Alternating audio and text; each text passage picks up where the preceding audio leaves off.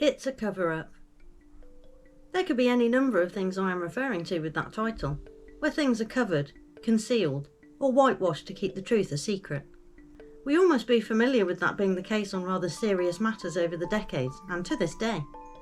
We now rush to use the word conspiracy to either explain the situation or discredit people depending on which side of the fence you fall.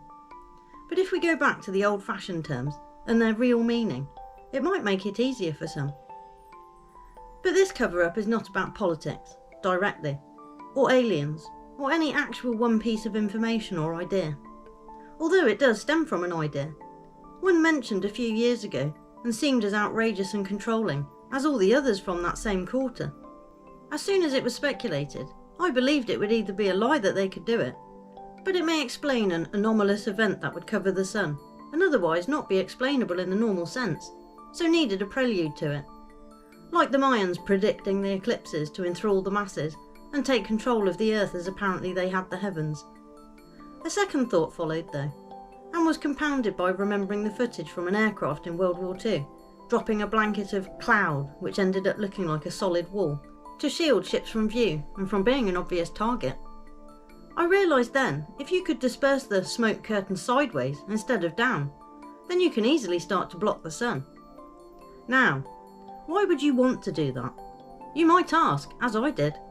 And with my pessimistic and realistic thought process taking the helm these days, it would seem very stupid to block out the life giver to this planet, to withhold vital vitamins and health from the land, plants, animals, and humans.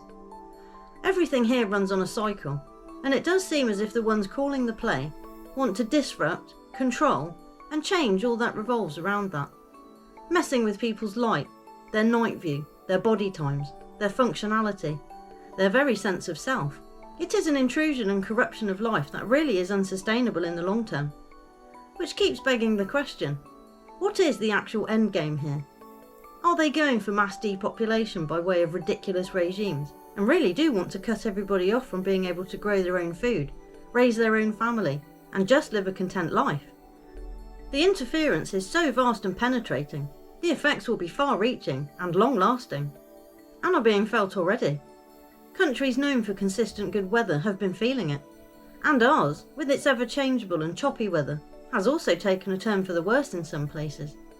Now, you could just say it's normal weather, and we have been lucky to have what appeared to be a stable period, and we could get used to seasons and certain temperatures.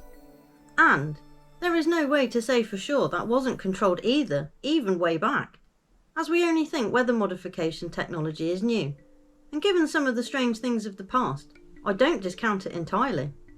But as we have only been keeping weather records for around 200 years, and not even everywhere, I realise their predictions are based on a very small set of data, with limited understanding of the bigger model. And maybe, because we think we have perfected growing food hydroponically, and can trick plants into believing a certain light is the sun, maybe people have also been tricked in a similar fashion.